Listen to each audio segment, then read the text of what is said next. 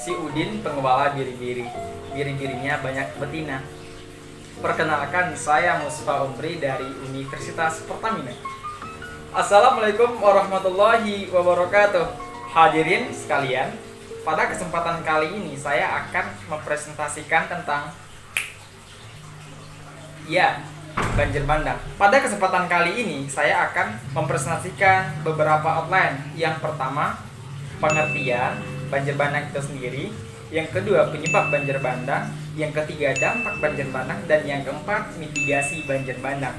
Baik, langsung saja kita masuk yang pertama, pengertian banjir bandang. Banjir bandang menurut KBBI, Kamus Besar Bahasa Indonesia, adalah banjir besar yang terjadi secara tiba-tiba dan mengalir deras, menghanyutkan benda-benda besar seperti kayu dan lain sebagainya. Kenapa banjir bandang bisa terjadi? Penyebab banjir bandang itu sendiri bisa kita kelompokkan menjadi tiga. Yang pertama, curah hujan yang sangat tinggi. Baik, kita kembali ke konsep bahwa suatu sungai memiliki kapasitas maksimum atau debit maksimumnya. Ketika curah hujan yang sangat tinggi melanda suatu wilayah dan terjadi dalam waktu yang sangat lama, otomatis mau tidak mau kapasitas debit air ini akan meluap, akan lebih dari kapasitas maksimalnya. Maka di situ curah hujan bisa menyebabkan banjir bandang. Penyebab yang kedua adalah perilaku manusia itu sendiri.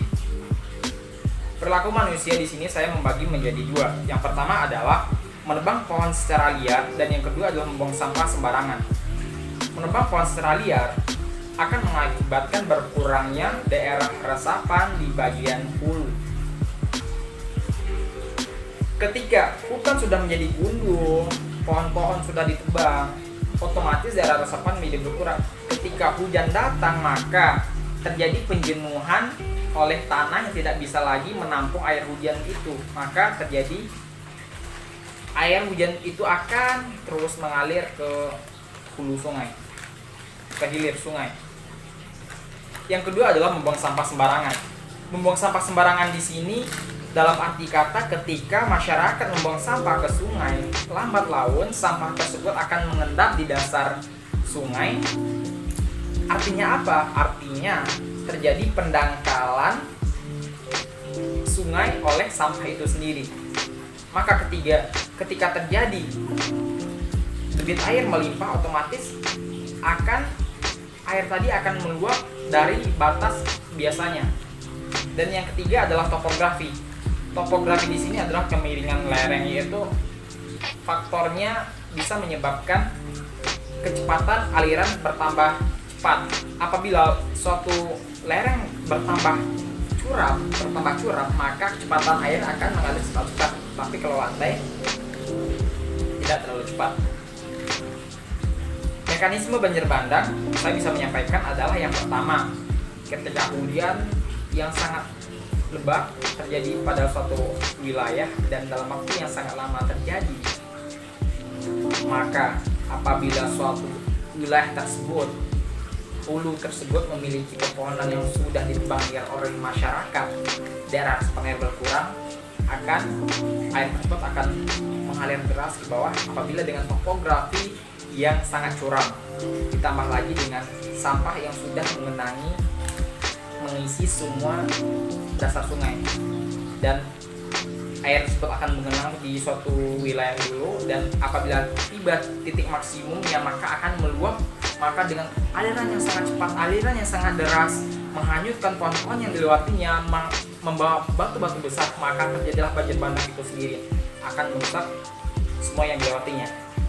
Itu penyebab banjir bandang. Kita masuk ke dampak banjir bandang itu sendiri. Dampak banjir bandang saya bisa mengumpulkan di sini menjadi beberapa bagian. Yang pertama, akan merusak infrastruktur.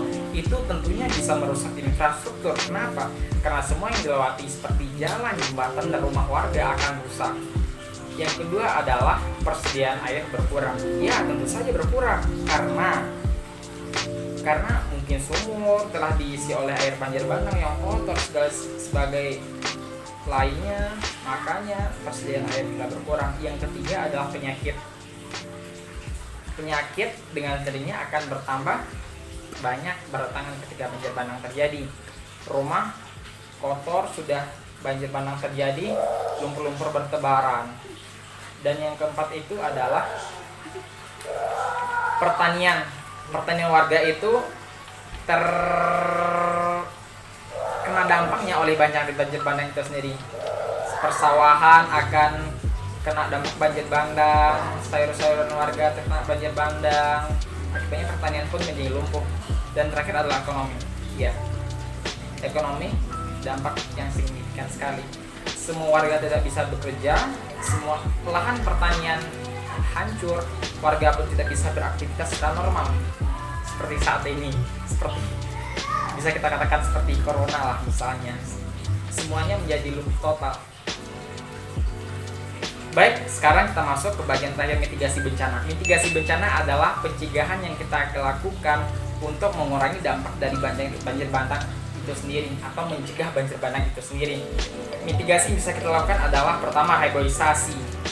Reboisasi, kita bisa menanam pohon supaya hijau kembali.